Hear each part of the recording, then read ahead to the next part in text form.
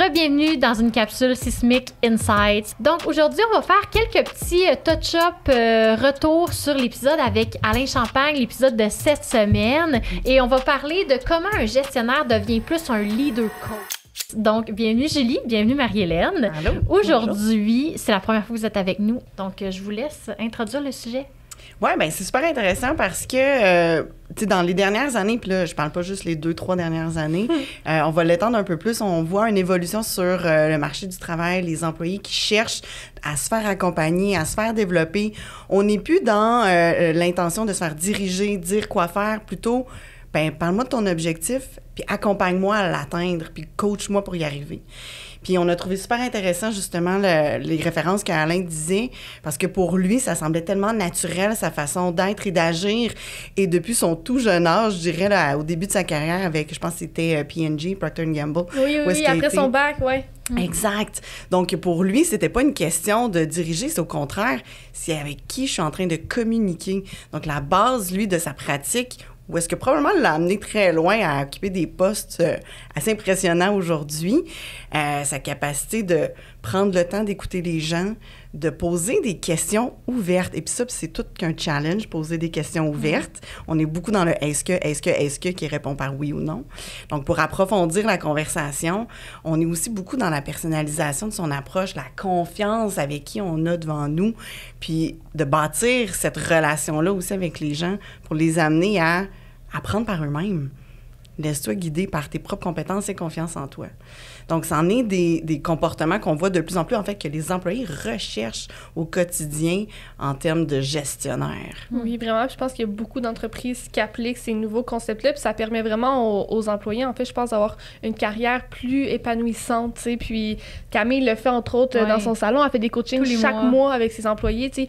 Ben, t'es mieux placé que moi pour en parler, mais je pense que c'est un accompagnement, oui, professionnel, mais quasiment personnel aussi, tu sais. Mais ça dépend chaque coaching est différent, en fait. Là, j'essaie de diriger plus vers les objectifs parce que des fois, c'est trop dans le personnel. Moins personnel parce que c'est ça. Mais tu sais, ça se rattache tout, hein, finalement, parce que le personnel vient quand même influencer qu'est-ce qui se passe au travail et tout.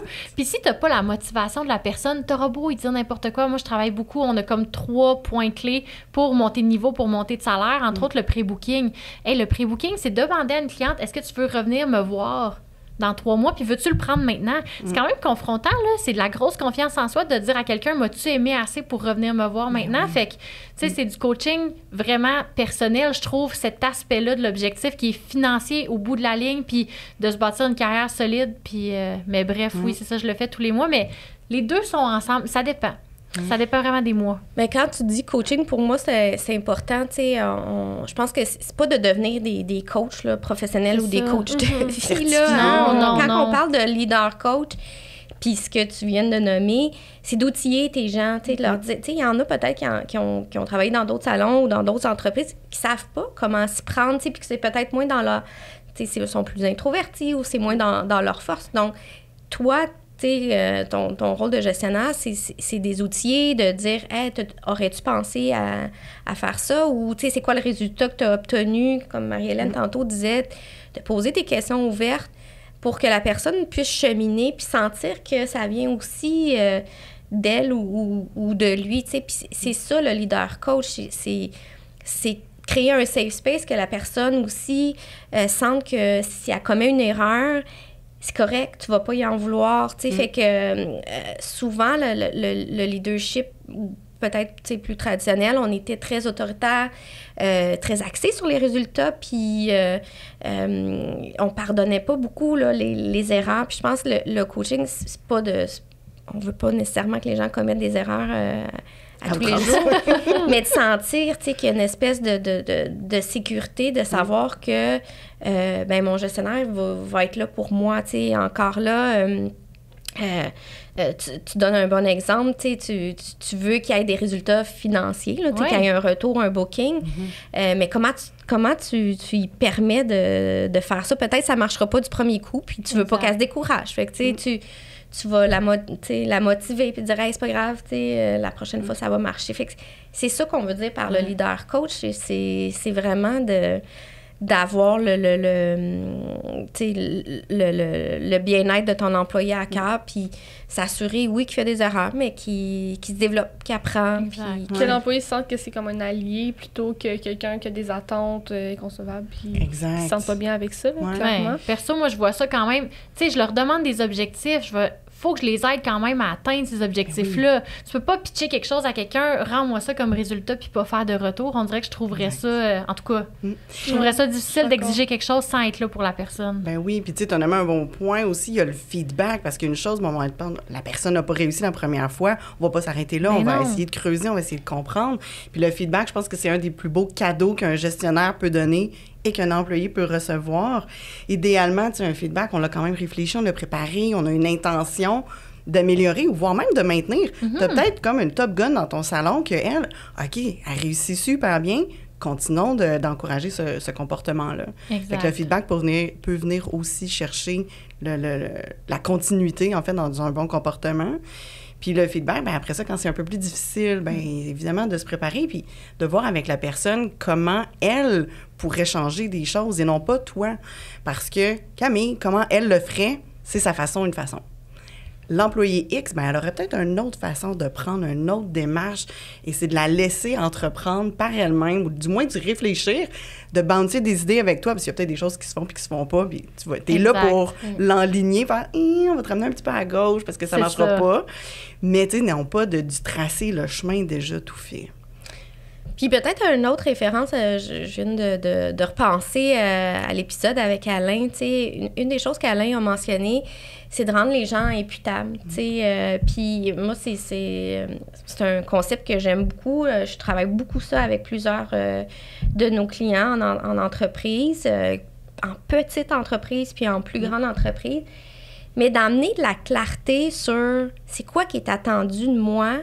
C'est presque magique, là, tu sais, de dire, regarde, toi, là, à la fin de la semaine, à la fin du mois, là, c'est ça t'es imputable. En anglais, on dit accountability. Tu sais, t'es imputable de répondre, de prendre les décisions sur ce sujet-là, sur ces résultats-là. Puis Alain, je trouve qu'il l'a bien amené, tu sais, parce que il a dit c'est important d'amener cette clarté-là, puis de dire quelles sont les attentes que j'ai envers vous. Puis il a même renversé en disant, tu sais, les attentes que vous devez avoir envers moi en tant que leader. Puis je trouve que c'est un point vraiment intéressant. Non, je suis totalement d'accord. Puis les clés du succès du leader coach se regroupent en 5 comportements essentiels. Peut-on en parler? Moi, j'aimerais sortez votre papier, votre crayon, prenez des notes. J'aime ça. Bien, je pense que la première chose, c'est de savoir prendre le temps pour ses employés. Puis ça, c'est probablement la chose la plus difficile quand tu es gestionnaire, de trouver du temps pour coacher, pour accompagner, pour te connecter avec tes gens. Et là, bien, prendre du temps, on pourra peut-être en discuter dans un autre podcast, comment qu'un gestionnaire peut faire ça, parce qu'on n'a pas de baguette magique pour en faire apparaître des heures dans une journée. Mais la première, c'est ça. C'est vraiment important. Après ça, je dirais poser des questions. On en parlait, les questions ouvertes, c'est un super outil pour approfondir les conversations, approfondir les réflexions des gens. Le feedback qui vient souvent aussi accompagner les questions ouvertes. Un feedback porteur de sens. Parce que juste de se faire dire « Hey, bravo, good job! » Pourquoi? Ouais. Qu'est-ce que ça me donne? C'est temporaire, ben super, ça me donne une belle petite tape sur l'épaule, mais ça va pas m'aider à m'enligner, à être meilleur, à améliorer un comportement ou du moins, sinon à le maintenir. Donc, vraiment avoir un feedback qui a une intention derrière puis le nommer. Puis je dirais aussi l'écoute. Et l'écoute active et non pas une écoute... ping-pong, hein? Tu sais, je te parle, je te réponds, je te parle, je te réponds, et ensuite... Ta réponse est déjà prête, là, tu sais que tu veux. Exact, c'est ça. Donc, à ce moment-là de l'écoute, où est-ce qu'on est là pour comprendre, peut-être poser des questions, et non juste pour répondre. Ça aussi, c'est un super outil à mettre dans la poche des gestionnaires coach. Totalement. Puis moi, j'ai vraiment trouvé qu'Alain est un leader inspirant. Puis je trouve ça le fun qu'on en parle aujourd'hui parce qu'il y a une approche tellement humaine, tu sais, on l'a senti dès le début de l'épisode. Humaine puis douce, tu sais, même si c'était pas... mais en même temps, tu sens que les résultats sont là pareil. Exact. Comment le nommer. La drive était pas manquante non plus. J'ai l'impression que c'est la clé pour un leader exceptionnel. Ça doit être aussi une des bonnes raisons pourquoi il s'est rendu où il est aujourd'hui. Tu sais, avoir cette drive-là, mais avoir aussi, ben, comme tu dis, l'écoute active, les outils clés que tu viens de nommer, en fait. Puis je trouve ça vraiment pertinent. Là. Moi, j'ai une question sur l'écoute active. Mettons là, que moi, je suis pas très bonne là-dedans. Puis du jour au lendemain, je me force. Ça fait 10 ans que je coach la personne, là. Elle va me voir venir, là, gros comme le bras, là, avec mes techniques de nouvelles gestionnaire ou le livre que j'ai lu, tu sais. C'est une bonne question. Ben moi, je dirais, pourquoi pas la transparence? Hey, j'essaie une nouvelle technique avec toi, puis donne-moi du feedback. Ça t'a-tu aidé, comment je t'ai approché? Ça a-tu l'air naturel? OK. Ça serait pas de l'oversharing, ça, mettons? Ben moi, je prends la transparence, justement, parce que tu es en apprentissage. Puis ça, c'est la clé aussi, que tu vas démontrer la vulnérabilité avec ton employé. Toi, tu as le droit d'apprendre, faire des erreurs, ben elle aussi. Okay. Fait que d'avoir ça, je pense que ça peut être... Mais puis je pense que le leadership, ça peut évoluer, hein, aussi. Tu sais, notre style de gestion, je pense que c'est important de se respecter là-dedans. Tu sais, comme un employé, on les amène à se développer comme gestionnaire. On veut aussi se développer, puis, fait que, tu sais, sans, peut-être, si t'es moins à l'aise à le nommer, tu sais, tu peux juste essayer une question, 2 questions, là, c'est pas besoin d'être une série de 10 questions, tu sais, poser une question, tu sais, je pense que ça peut être porteur, mais c'est ça, tu as le droit de faire évoluer toi aussi ton style de leadership. Je suis complètement d'accord avec ça. Puis comme vous dites, c'est un petit peu à la fois. Mais moi aussi, je le fais l'exercice parce que je suis loin d'avoir une écoute parfaite puis le feedback parfait. Mais souvent, là, tranquillement, ce qui se passe, c'est qu'après certaines conversations, je fais la réflexion de comme, je crois que j'aurais dû poser plus de questions. J'aurais eu les réponses plus naturellement. La personne se serait sentie plus écoutée que... Parce que moi, l'erreur que je constate que je fais des fois, c'est comme de dire... De plutôt que poser une question qui va t'apporter à me donner la réponse que je veux, je vais comme mettre les mots dans ta bouche, être comme Marie-Hélène, tu te sens bien aujourd'hui, plutôt de dire comment tu te sens aujourd'hui. C'est pas nécessairement mal, je pense, mais je crois que la personne à qui je pose la question ou à qui je dis mes propos va se sentir beaucoup mieux si c'est elle qui me donne la réponse. Puis je pense que vous êtes d'accord avec ce concept-là parce que vous nous l'avez déjà nommé dans d'autres moments. Fait que bref, poser les questions, moi je pense que c'est très mais pertinent. On est des humains, hein, aussi. Là, puis y a pas on n'est pas parfait, même comme gestionnaire, hein, faut se donner la chance aussi d'être humain. Puis ça se peut qu'on fait des erreurs comme boss, comme entrepreneur, comme gestionnaire. Fait que, tu sais, je pense qu'il faut être aussi indulgent envers nous-mêmes. Un leader coach, c'est une évolution, c'est des apprentissages. C'est ça, rester authentique aussi à qui on est. C'est correct aussi qu'un employé soit exposé à différents styles de leadership.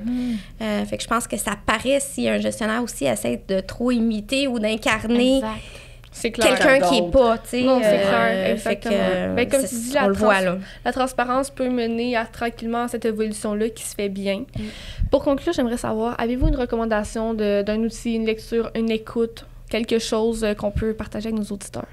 Moi, il y a un petit livre qui s'appelle The Coaching Habit. Je m'excuse, il doit exister en français, c'est sûr, de Michael Stenger. Et puis, on pourra peut-être mettre la référence. Certainement. C'est un petit livre qui se lit super bien. Tu sais, tu peux lire 2 pages, remettre ça là.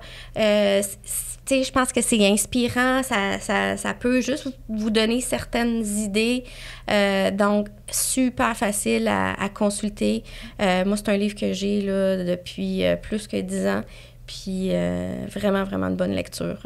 Génial. Bon, on vous dépose ça en lien plus bas. Mais merci les filles pour la capsule d'aujourd'hui. Merci pour l'invitation. Bye! Bye bye. Cette saison de Startup est propulsée par Sismic Culture d'impact.